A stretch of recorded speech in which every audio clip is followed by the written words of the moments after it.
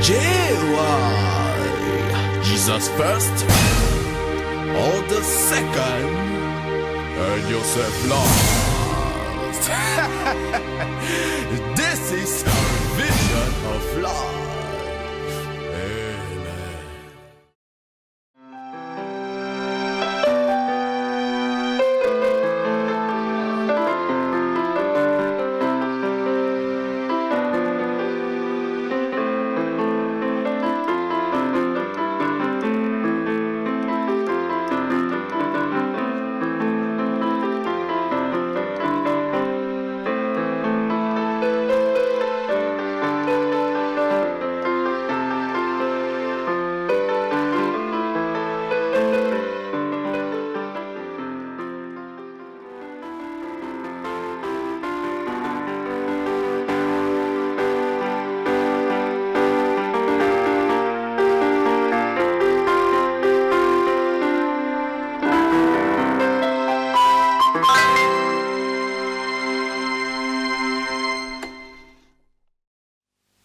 Question de bonheur.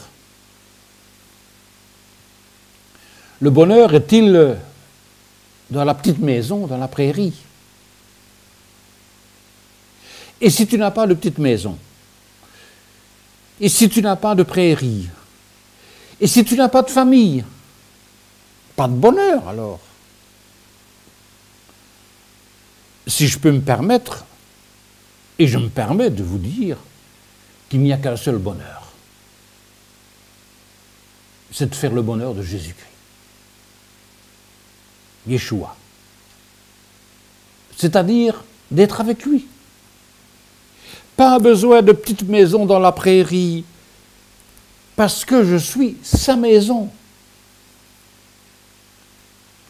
Je cours, je cherche, je m'épuise, je me décourage, je me soucie, je me culpabilise, alors que j'ai tout ce qu'il me faut. Je l'ai, lui. Il est avec moi, il est pour moi. Combien de fois je l'oublie? Parce que je suis inondé par mes pensées de situations. Bien sûr, j'ai toujours les pieds sur terre. C'est bien comme cela que le bonheur est entre ciel et terre. Je suis toujours sur terre, pas au ciel. Mais je m'y prépare. Et c'est cette portion de ciel qui fait mon bonheur sur terre. Cette espérance, quelles que soient les circonstances, qui sont, elles, sont toujours terrestres. Fais donc confiance en Yeshua. Il est le plus fort. Alléluia.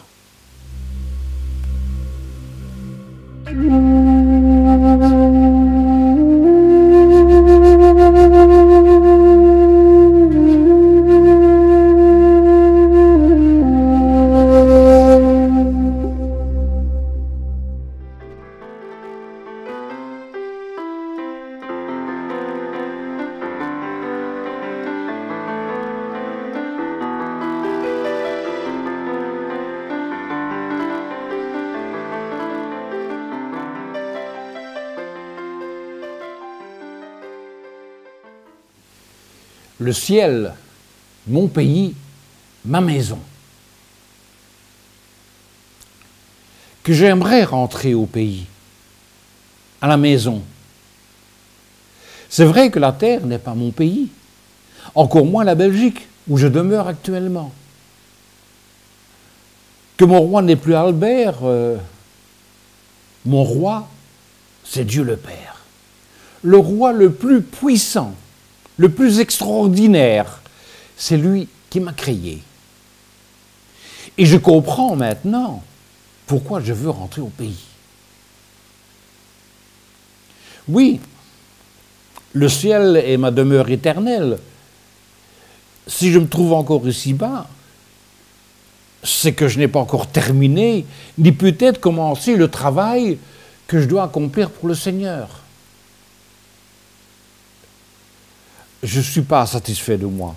je sais que je pourrais, que je devrais faire. Que faire de cette tranche de vie où je ressens la nécessité de servir le Seigneur? Tout mon bonheur, ma raison de vivre, consiste à parler de Jésus-Christ. Et chaque fois que je cite le nom de Jésus-Christ, je suis l'homme le plus heureux du monde. C'est vrai que mes valises ne sont pas prêtes. Oui, il me reste encore beaucoup de choses à accomplir. Et avec cette connaissance, cette certitude que je suis enfant de Dieu, le ciel attendra. Encore un peu, beaucoup. Le temps qu'il faudra pour m'entendre de dire « Guy, je suis content de toi. Maintenant, viens me rejoindre à la maison. » Amen.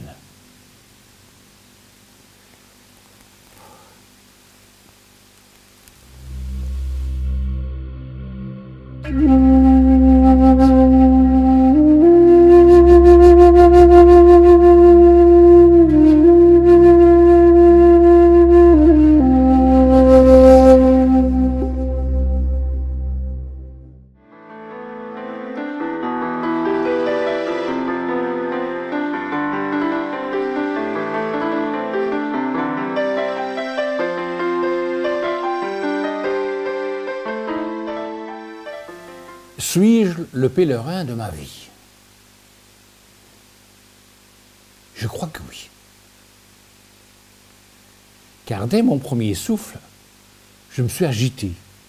J'ai même crié pour célébrer ma venue sur terre.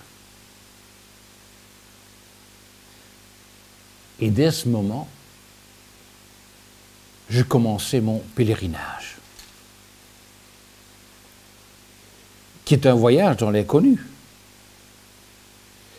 qui ne se découvre que quand on y est plongé. Et là, on apprend à nager. Rappelez-vous vos premiers cours de natation, ou vos premiers essais pour rester à flot, non seulement, mais aussi d'avancer. Ce périple, je ne l'ai pas voulu, mais il est venu, il est là, à moi de faire. Mais que faire de ce voyage, qui d'ailleurs a commencé très tôt? Je ne savais même pas marcher. Mais par contre, pour élever la voix, j'ai été doué. Je me demande s'il m'en est pas resté quelque chose.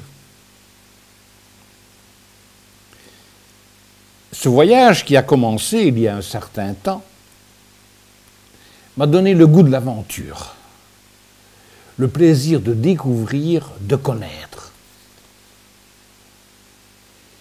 Ce fut un apprentissage assez long,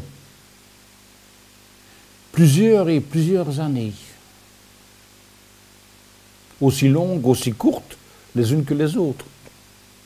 Mais j'ai tenu bon, bien malgré moi, car là où j'allais, où j'étais, je ne faisais que de continuer à marcher.